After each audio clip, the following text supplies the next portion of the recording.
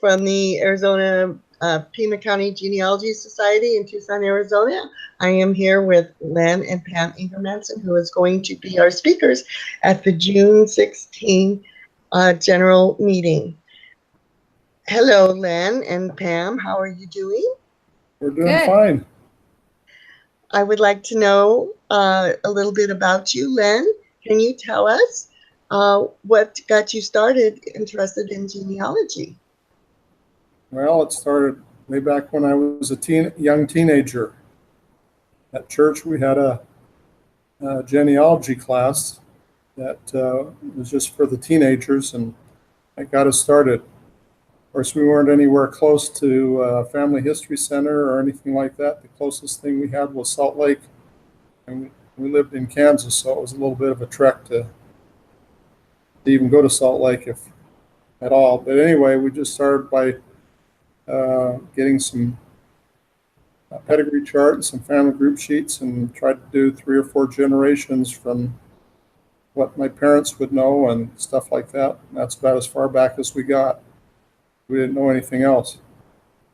But I guess that's what got me started. Of course, then I kind of put it on hold until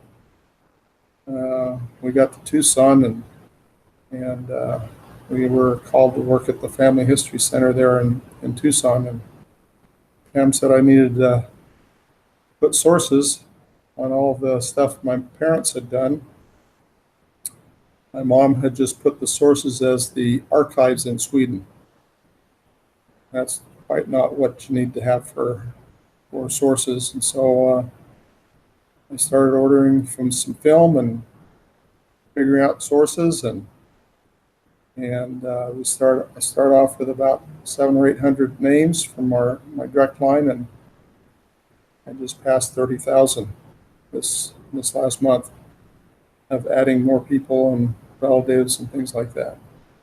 That's how I got started, and it's with my dad's family all from Sweden and my mother from Finland. It's pretty narrow. It narrows it down pretty much where I have to do my research. Fortunately, I don't have to do any in the United States. So you're pretty experienced with Sweden and Finland in researching. Well, at least I think I am. One step ahead of the students. You're pretty smart. Pam, what about you? I hear you didn't like it at all. You thought it was pretty boring. I didn't think it was boring. I was just busy raising kids and not into. I loved hearing the stories that my family would tell about growing up and things like that. But as far as genealogy, I just hadn't had time with having kids, but I was called to work at the Family History Center, and I was very discouraged and a little bit angry because I didn't want to work with all those old people that I knew were down there. And so I thought, thought they're putting me down with those old people and I don't want to do it. But the first day I fell in love with it, and that was 21 years ago, and I haven't regretted a minute of it since then. So yes, I love it. Love, love, love it. And what has most of your research been done in? Well, the way I connect into Norway and Sweden is my grandpa's mom was from Sweden and his dad was from Norway. But for years and years and years, I knew that and kind of put the skids on it thinking, oh, I won't be able to find anything. I don't know the language. I can't do anything. So I concentrated on my mom's parents who came from Virginia.